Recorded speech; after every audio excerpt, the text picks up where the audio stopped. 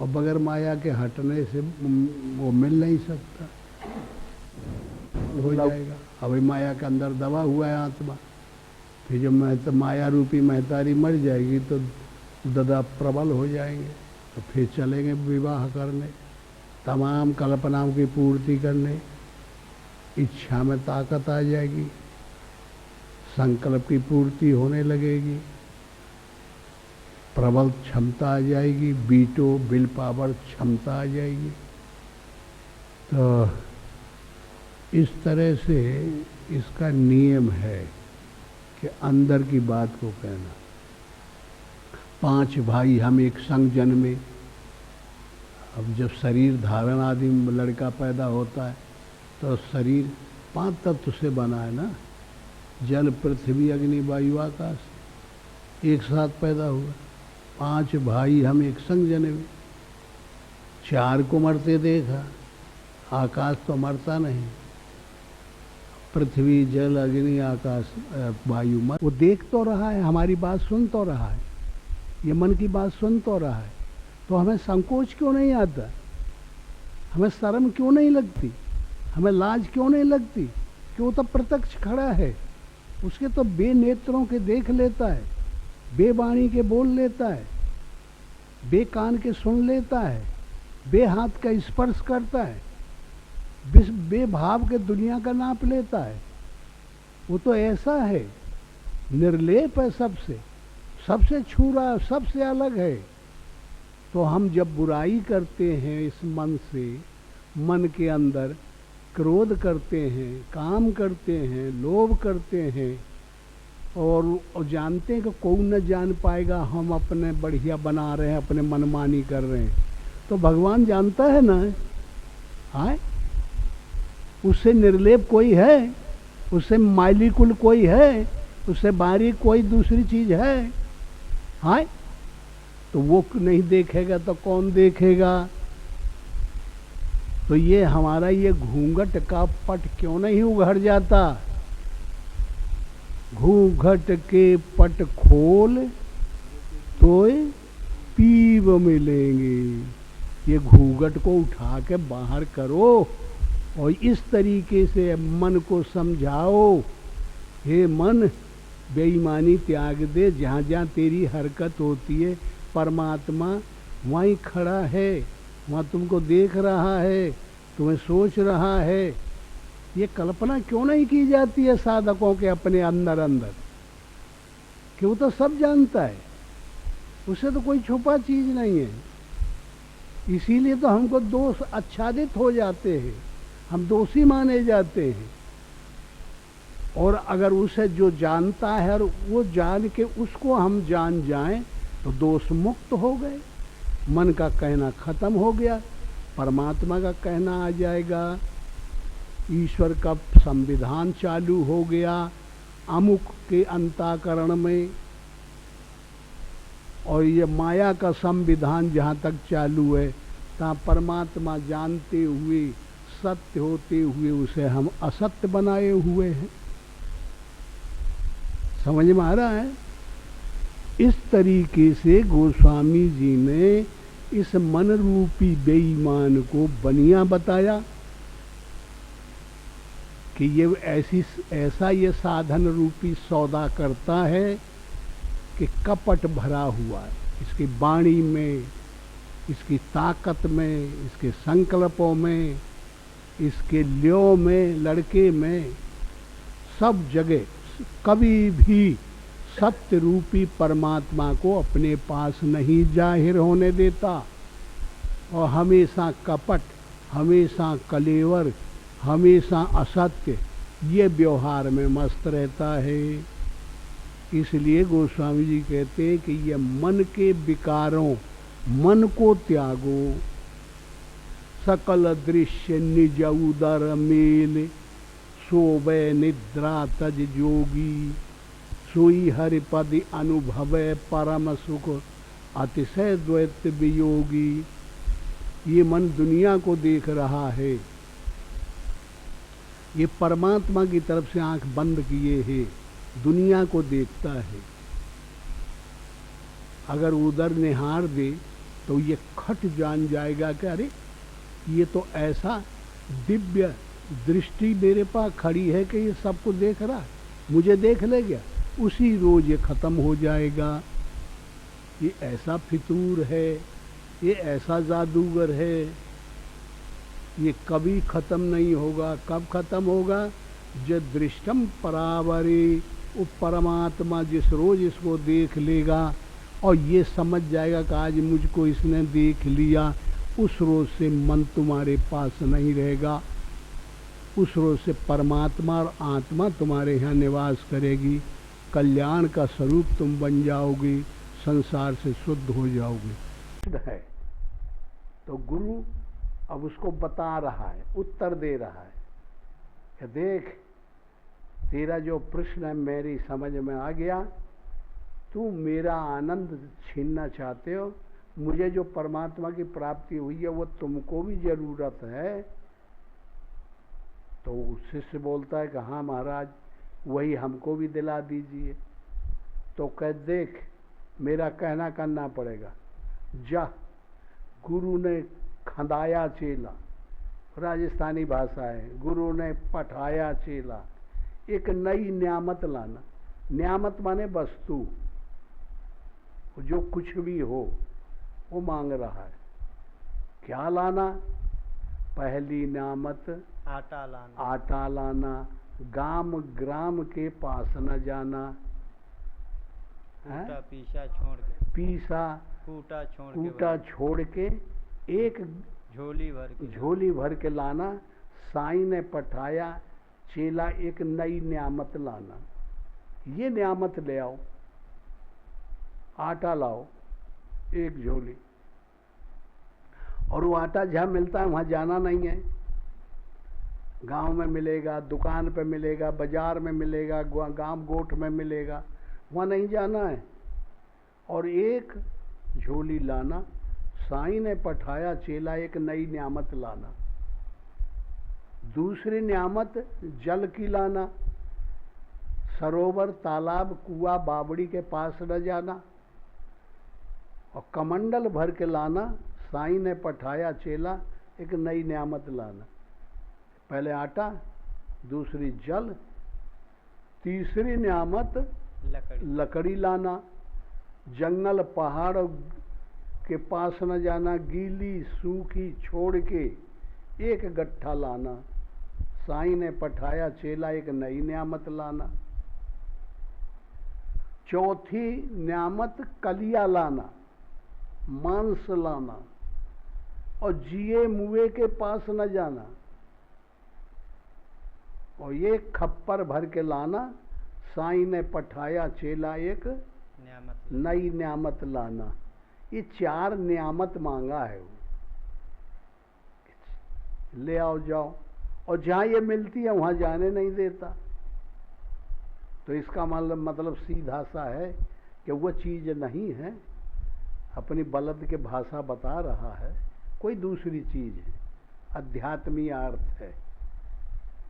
तो संतोष रूपी तो आटा मांगा उसने, तो संतोष गांव ग्राम में मिलेगा? हाँ नहीं।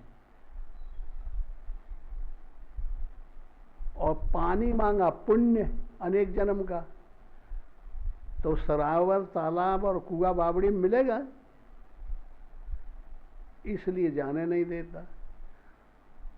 और लकड़ी में कर्म रूपी लकड़ी मांगा, तो पेड़ों के पास, गीले सूखे पर मिलेगा कर्म? ये करना पड़ेगा। और मांस मन को मांगा, समझ में आ रहा है? तो मांस के और जिए मुए के पास जाने से कोई फायदा होगा? ये है बताने की शैली। तो ले आके उसने रख दिया। अब ये मेहनत से मिलेगी, जो हम पहले बता गए कर्तव्य करने से ये सब तैयार हो। आया संतोष धन सब धन धूर समान, वही में मिलेगा ना साधना।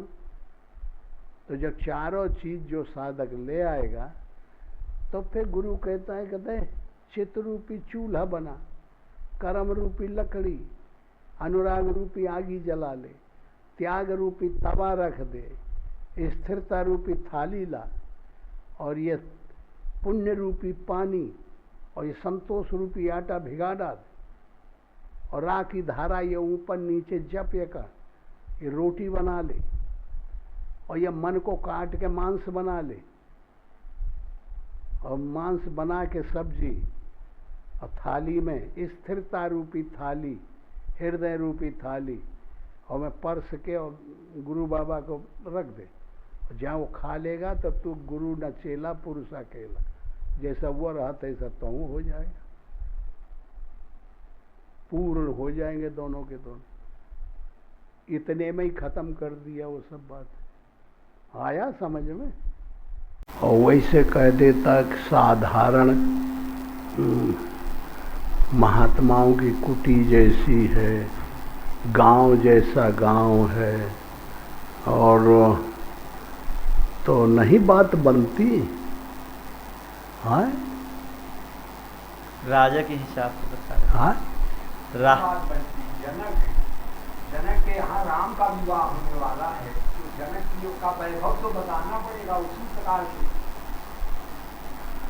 वैभव बताने से संसार का मान बढ़ जाता है और संसार का मान बढ़ने से राम की कीर्ति खत्म होती है, भगवान का महत्व कम होता है। यह संसार और परमात्मा का झगड़े का तो ये किस्सा है।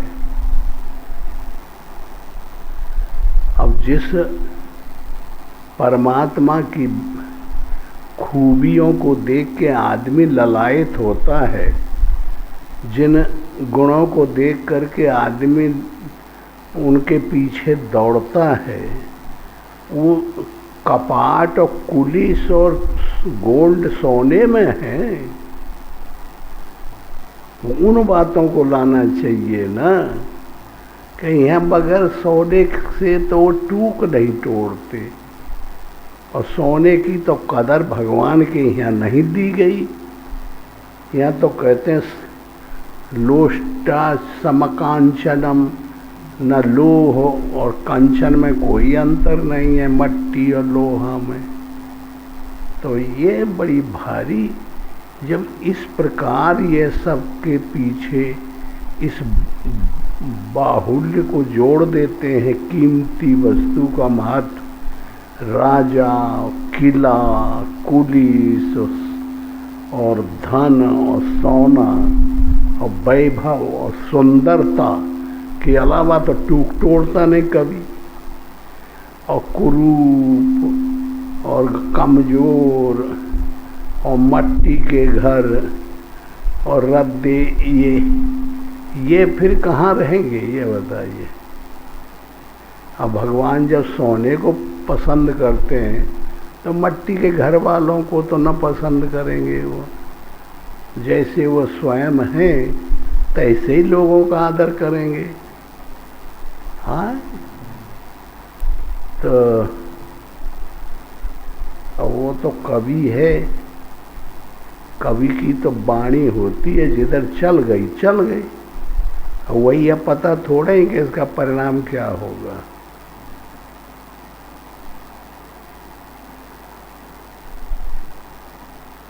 इसीलिए राजाओं का महत्व बढ़ जाता है, इसीलिए संसार का परमात्मा से ज़्यादा महत्व हो गया। अब आप बताइए कि हम लोग बैठ के नहीं भगवान के इस चरित्र, अमृतमय चरित्र को सुनते हैं, तो इस चरित्र में का सुनाई पड़ता है? सिवा सोना, सुंदरता और आनंदता, और जो कि इंद्रियों की विषय की ललायतता ही तो समझ में आती है। हाँ, महत्तिर्विद बयारी, हाँ, शीतल मंद सुगंध और भौरी मडराना, फूल लदे हैं सब, वन वाटिका और फुलवारी और सब लालित्य, काम को जो पसंद है वही सब चीज़ें हैं यहाँ। तो काम को जो पसंद है वही परमात्मा को पसंद है। तो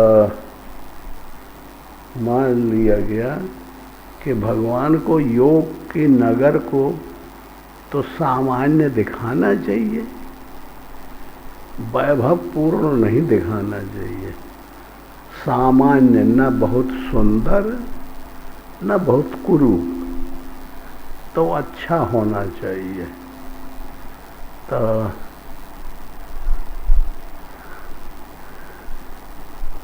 और हर चीज में बस सजावट। पढ़ो, घर घर में है ये सब। नगर के हर घर में सूर हैं, सैनिक हैं, योग्य आदमी हैं, सशस्त्र हैं। तो राजा के तो है ही हैं, हर घर में है। योग का ये रूप बनाए। फिर नगर के बाहर तालाब और नदी के निकट जहाँ तहाँ बहुत से राजा लोग उतरे हुए डेरा डाले हुए हैं। हल में रहा जाए, सोने के जो बने हैं। वो कमन ऋषि है ना, मुनि है, कहाँ रहा? अमराई की।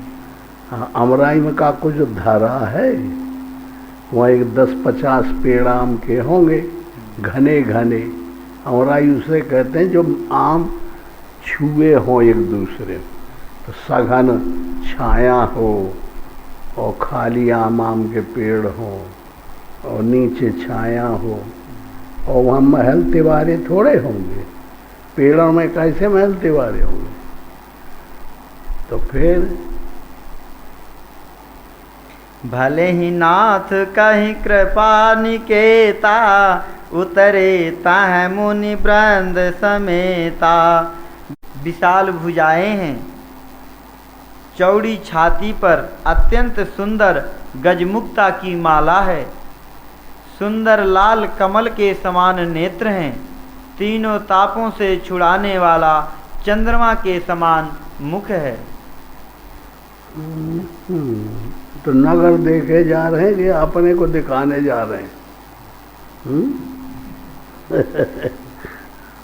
तो मुनि पहले ही पकड़ लिए कि जाए देख आवो नगर, सुख निधान दो भाई, करहु सुफल सबके नयन, सुंदर बदन दिखाई। हाँ, बहुत सजे धजे आओ। तो तुम्हारे मन में यह है कि हम दिखा तो हमें आ गए तुम्हारे भला करने के लिए। योग तब से बैठा ऐसा बुढ़ान को तैयार ही नहीं हो रहा था योग का भोग करने के लिए, तो योग के भोग के लिए ये आ गए। योगी करता है योग का भोग। योग को प्राप्त कौन करता है? योगी। तो योगी आ गए। तो तुमसे रहा ही नहीं जा रहा है कि भाई अब तुम कितने दिन से ये जनकपुर योग ताकि होगा कोई पूर्ण योगी हो तो मुझको पाए। योग तो डिग्री है ना, एक पद है, कोई इसको पाता है। योग करेगा वही पाएगा, और योग करना परमात्मा की प्राप्ति का नाम है। ये कठिन है कि परमात्मा किसी को मिलते हों।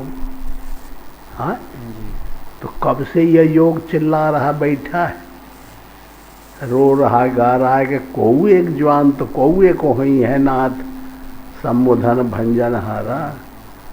तो वो आ गया है, तो वो कहा था कि अब हम देख आवें और दिखाया हमें परिचय हो जाए, तो फिर इसका उपभोग करना पड़ेगा। कानन ही कान के फूल छवि देही, चितवत चितहि चोरी जनु लेही। चितवनी चारु भ्रकुटी बर बाकी, तिलक रे के शोभा जनु चाकी। कानों में सोने के कर्ण फूल अत्यंत शोभा दे रहे हैं। और देखते हैं पहले जो है यहाँ लड़कन का यहाँ छेद कर दे, कंछेदन काहे के लिए किया जाता है? कुछ पहनाने के लिए। आए तो इनके पहने रहे अपन। कहाँ पहने रहे? कर्णफूल। कर्णफूल। अरे बाप रे बाप। हाँ। माई दाई लड़की जन्म हुई तो उनका नाक छेद दिया थी, और कौन लड़कों का नाक छेद दिया थे सारे हैं। तो वो का नाक छेद दिया। हाँ, ये बात है। कर्ण फूल पहने हैं और फिर सजे धजे हैं। हाँ। तो दुनिया में सुंदरता की कदर है और कुरूपता की कदर नहीं है। हाँ। फिर देखने वालों के चित्त को मानो चुरा लेते हैं। उनकी चितवन बड़ी मनोहर है और भौहें तिरछी एवं सुंदर हैं। माथे पर तिलक की रेखाएं ऐसी सुंदर हैं मानो मूर्तिमती शोभा पर मुहर लगा दी गई है। रुचिर चौतनी सुभग सिर में चक कुंचित केस, नख सिख सुंदर बंधु दो शोभा सकल सुदेश। सिर पर सुंदर चौकोनी टोपियां दिए हैं। रामायण से, गीता से, भागवत से निष्कर्ष ले लेके जिन्होंने अध्ययन किया है भगवान का, भगवान की भक्ति की है, भगवान को पाने का प्रयास किया है, उनके भजन है। तो हमें पकी पकाई रोटी मिलती है ना। अब हम मूड मारे गीता पढ़ें, पहले गीता का सार वस्तु निकालें, तब फिर हमारे पास आवे। तो ये तो निकली हुई रखी है ना, एक एक शब्द, चाहे मीरा का ले लो, चाहे जो है तो सूर का ले लो, चाहे कबीर का ले लो, तुलसी का ले लो। अच्छे अच्छे महापुरुष जो सार वस्तु को पाके हमेशा के लिए कृतार्थ हो गए, उन सही सिद्धांत को, और उनकी वाणी है 4 लाइन, एक पूरा वेद का सार उतने में आ जाएगी। है 2 लाइन, एक पूरा पढ़ने का गीता भागवत का शास्त्र की बातें आ जाएंगी। इसलिए इनका ज़्यादा श्रवण करें, इनके ज़्यादा पॉइंटों को माने,